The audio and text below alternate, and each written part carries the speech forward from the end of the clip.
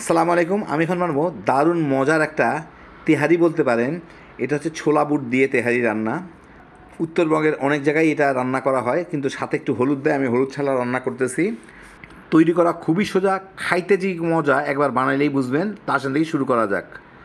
আমি এখানে 1 কাপ ছোলা বুট 6-7 ঘন্টা ভিজা রাখছিলাম, আসলে সারা রাত ভিজা রাখছিলাম।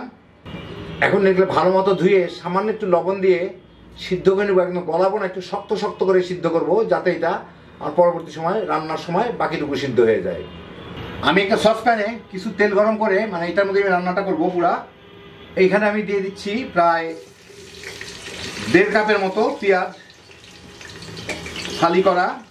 এগুলাকে আমি একটু ভেজে হালকা একটু বাদামি দাগ লাগা পর্যন্ত একটু ভেজে নিব আর কি। আমি আধা কাপের একটু বেশি তেল দিচ্ছি এখানে।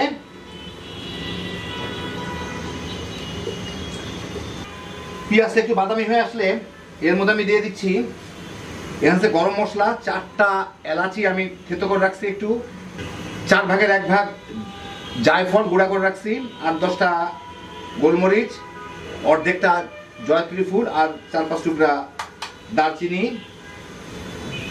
সাথে একটু আদা রসুন বাটা দিয়ে দিব, প্রায় 1.5 টেবিল চামচের মতো, দিয়ে এর সাথে একটু ভেজে নিব। আদা রসুনের কাঁচা গন্ধ চলে যাওয়া। এই মিনিট 6 মধ্যে আদা রসুনের কাঁচা গন্ধটা চলে গেলেই আমি এর মধ্যে দিয়ে দিব এখানে 1 কেজি মুরগির মাংস আছে ছোট ছোট করে কাটা। সাথে স্বাদ মতো একটু মরিচের গুঁড়া দিয়ে দিই, 3টা তেজপাতা দিয়ে এটাকে আমি একটু ভুনে নিব এর সাথে। আমি এখন লবণ দিচ্ছি না, লবণ দিলেই মাংসটা গলে যাবে, আমি পরের দিকে লবণ দিব। ব্রয়লার মুরগি ব্যবহার করতেছি তো সেই জন্য।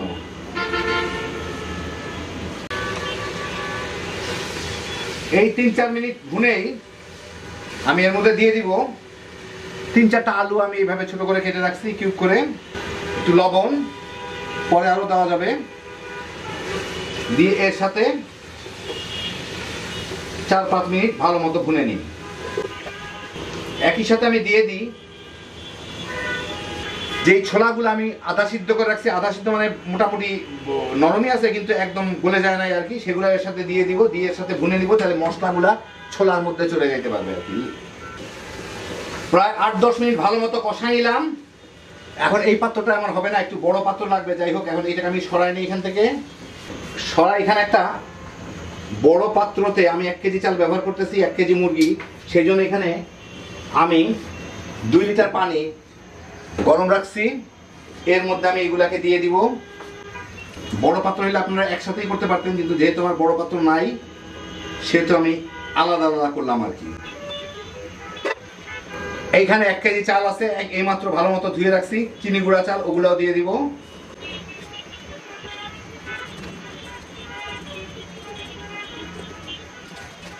স্বাদ মতো লবণ দিতে হবে। তো রমজান মাস অনুমান করে দিয়ে দিলাম। কয়টা কাঁচামরিচ, লাল মরিচ দিয়ে দিব, দিয়ে এখন এটা একটু জাল দিয়ে বলকে আসুক। বলকে আসলেই পানিটা কিছুটা শুকায় যাবে, চালগুলো কিছুটা ফুলে যাবে, আর মাঝে মাঝে একটু নাড়া দিতে হবে, কারণ তলে যাতে লেগে না যায়। পানিগুলো প্রায় টেনে আসছে। এখন এর মধ্যে আমি একটু ফ্লেভার দিয়ে দিই। আধা চা চামচের একটু কম দিলাম কেওড়া জল, আর তেহারি করতে গেলে একটু গোলাপ জল দিতে হয়, তাও দিলাম প্রায় আধা চামচের মতো, দিয়ে দিই আধা চা চামচের মতো। 2টা দিয়ে এখন এই পানি পানি থাকবে, এটাকে একটু মিশাই দিই।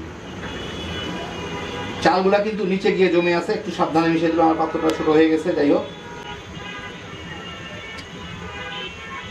সব দিকে যাতে ফ্লেভারটা চলে যায়।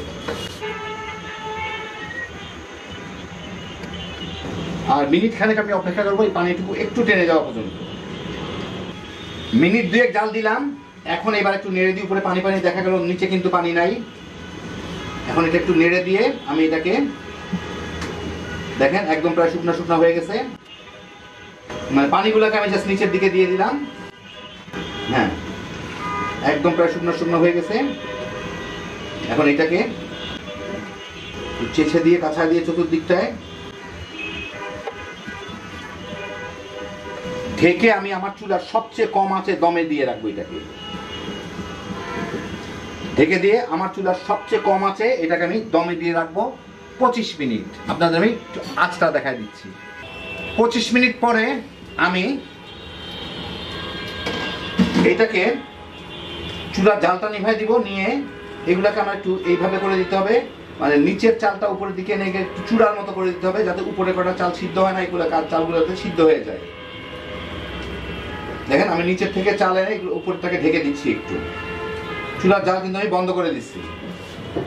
উপরে কয়টা চাল সিদ্ধ হয় না, একটু কাঁচা কাঁচা থাকে,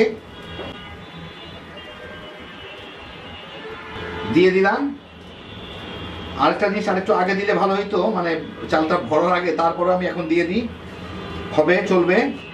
সেটা হচ্ছে একটু সরিষার তেল দিয়ে দিব চতুর্দিকে, তেলের একটা ফ্লেভার চলে আসবে। বেশ প্রায় 2 টেবিল চামচের মতো দিলাম। এখন এটাকে আমি আবার ঢেকে রেখে দিব কমপক্ষে 10 মিনিট। তারপর আপনাদের আমি একটু মিলায় বেড়ে দেখাচ্ছি। 10 মিনিট পর আমি একটা গামলায় ঢেলে দিয়েছি। এখন এগুলাকে একটু মিলায় নিব, যাতে সরিষার তেলটা সব দিকে লাগে। দেখেন একদম ঝরঝরে,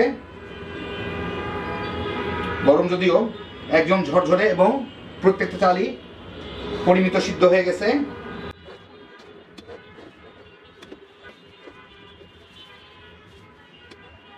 এই দেখেন হয়ে গেল আমার দারুণ মজার ছোলা বুট দিয়ে তেহারি রান্না। আপনাদের বেড়ে দেখাবো না, এই পাত্রের মধ্যে আপনাদের কাছ থেকে একটু দেখাই দিই, সুন্দর করে উপরে 2-4টা মরিচ টরিচ দিয়ে। এই দেখেন হয়ে গেল আমার দারুণ মজার ছোলা বুট দিয়ে রান্না করা তেহারি, চিকেন তেহারি।